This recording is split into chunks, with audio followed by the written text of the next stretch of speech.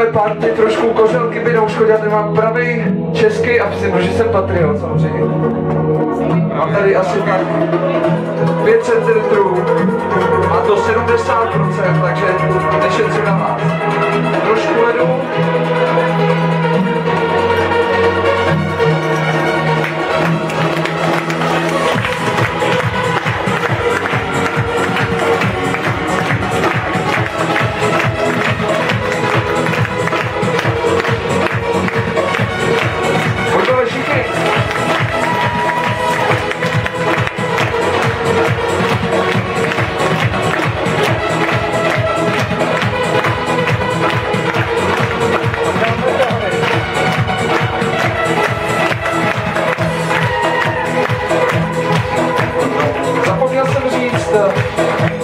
Důležitou informaci, měl jsem asi tak na měsíční stáži v cirkusu Berousek a tam jsem se naučil 3 lahve. Tak chcete vidět 3 lahve?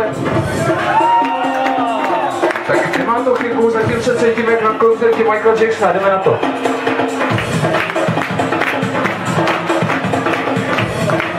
Trošku čerstvé, pokračuje šťávy.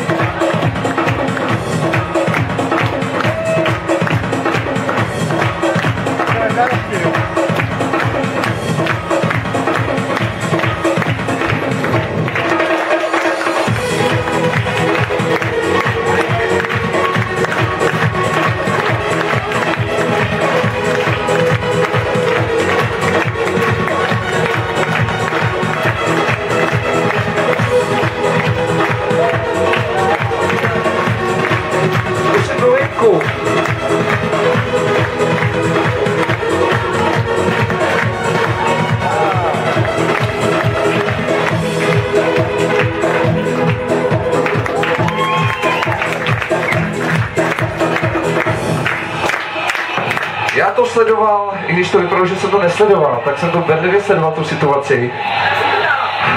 Ano, nečekaně, kráska v růži.